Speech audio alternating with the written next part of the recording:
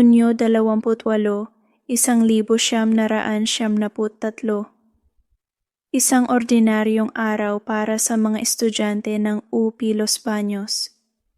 Si Eileen Sarmenta, 21 anyos, masayahin, puno ng pangarap at aktibo sa unibersidad. Kasama ang kanyang mga kaibigan, kilala siya bilang mabuting anak at tapat na estudyante. Samantala, si Alan Gomez, 19 anyos, frat member, determinado at matapang. Hindi nila alam, ang araw na iyon ang magiging huling kabanata ng kanilang buhay. Bandang 9:15 ng gabi, huling nakita si Eileen ng kanyang nobyo. Pinayuhan siyang huwag nang lumabas, ngunit sagot niya, "Sandali lang, pupuntahan ko lang ang kaibigan ko." Habang naglalakad, nasalubong niya si Alan at nagkasabay sila papunta sa isang restaurant gamit ang van ni Alan. Sa parking lot ng nasabing lugar, biglang sumulpot ang dalawang armadong lalaki. Tinutukan sila ng baril at pinilit na ilipat sa likod ng sasakyan. Sumakay pa ang ilan at nagmaneho palayo. Sa likuran, kasunod ang isang ambulansya. Ang direksyon ay Rice Farm sa Calauan, Laguna, pag-aari ng kanilang alkalde, Mayor Antonio Sanchez. Noon pa man, kursonada na raw ng mayor si Eileen. At ngayong gabi, siya ang magiging regalo ng kanyang mga tauhan. Pagdating sa farm, binusalan ng bibig ni Eileen at tinalian ang kanyang kamay. Si Alan naman, hinila palabas at agad pinagbubugbog ng mga tauhan. Sa gitna ng kaguluhan, lumabas mula sa rest house si Mayor Antonio Sanchez. "Mayor, ito na po ang regalo namin, ang babaeng matagal niyo ng kursonada," sabi ng isa. Tumango ang alkalde at ngumiti habang itinuro si Eileen. Ngunit napakunot ang kanyang noo nang makita si Alan. "Sino naman ito?" tanong niya. "Kasama ng babae, isinama na rin para walang bulilyaso," sagot ng tauhan. Dinala si Eileen sa kwarto ng mayor.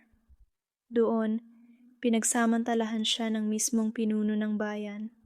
Samantala, si Alan, nakagapos, pinagsusuntok, sinikmuraan ng Armalite hanggang mawalan ng malay. Inakala ng grupo na patay na siya. Bandang 1:00 ng madaling araw, lumabas si Eileen. Umiiyak, walang shorts, nakagapos at hinang-hina. Ang sabi umano ng mayor, "Salamat sa regalo. Bahala na kayo sa kanya." Muling isinakay sina Eileen at Alan sa van. Habang bumibiyahe, pinaputukan ng Armalite si Alan at iniwan sa isang tambakan ng basura. Ang huling destinasyon, isang tubuhan. Doon, muling pinagsamantalahan si Eileen ng iba pang tauhan bago tuluyang barilin sa mukha. Kinabukasan, Hunyo 20, 1973. Kabado at tensyonado ang mga sangkot. Para pagtakpan ang krimen, gumawa sila ng palabas na police operation. Ang mismong mga tauhan na dumukot at pumatay, sila rin ang nag-report na nakakita ng bangkay. Pinahinto ang van, itinakip ang katawan ni Eileen gamit ang sako, at dinala ang sasakyan sa istasyon ng pulisya. Ngunit agad nilang nilinis ang loob nito para burahin ang bakas ng dugo. Subalit hindi na itago ang lahat. Natagpuan ang white shorts ni Eileen na nagmatch sa fibers mula sa farm ni Mayor. May basyo ng bala mula sa M16 at sa ballistics test, lumabas na galing ito sa baril ng tauhan ni Sanchez. Ang ebidensya ay lumalakas laban sa kanila. Pumutok ang balita nationwide. Hindi lamang ang Laguna, kundi buong bansa ang umalma. Pumunta ang NB Under mga top investigators, at foreign media. Ang isang tahimik na bayan, biglang naging sentro ng pambansang atensyon. Ngunit sa simula, muntik pang mailihis ang investigasyon. Sinubukan nilang ituro ang ibang estudyante, anak ng isang general, pero walang ebidensya. Unti-unting lumipat ang tingin ng lahat kay Mayor Sanchez at sa kanyang mga tauhan. Agosto 13, 1973. Inaresto si Mayor Antonio Sanchez sa harap ng media. Ang mismong ambulance driver at isang security aide ang bumaligtad at itinuro siya bilang mastermind. Sa puntong iyon, wala na siyang takas. Nagsimula ang paglilitis noong Setyembre 29, 1973 sa korte ni Judge Harriet Demetrio.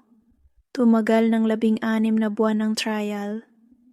Isa-isang lumabas ang mga testimonya, mga ebidensya, at ang matinding kwento ng kalupitan.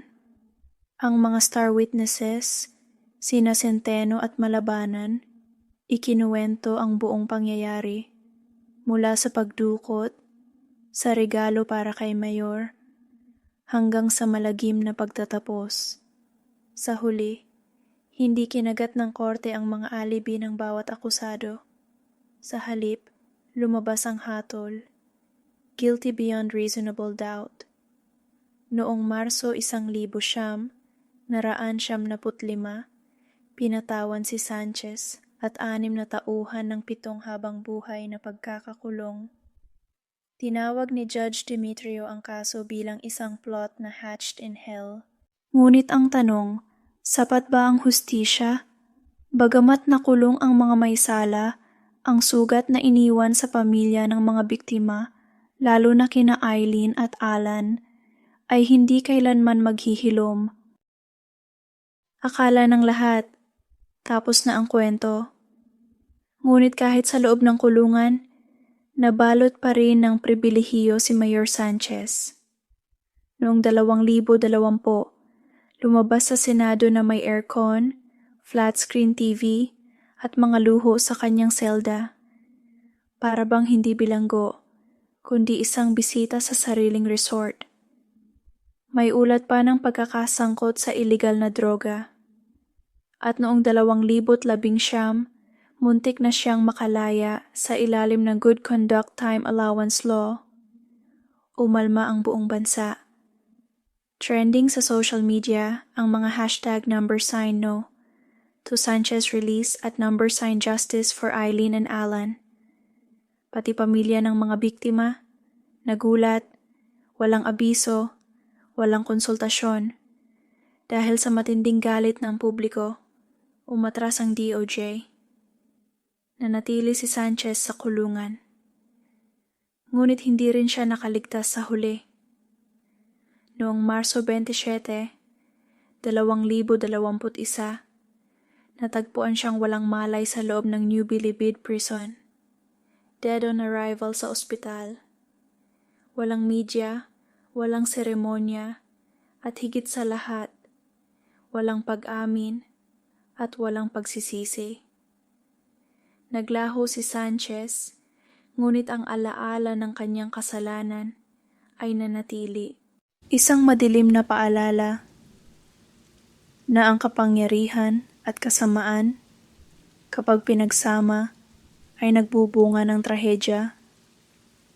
Kung gusto mo ng iba pang true crime stories, huwag kalimutang mag-subscribe at i-turn on ang notification bell. Hanggang sa susunod na istorya.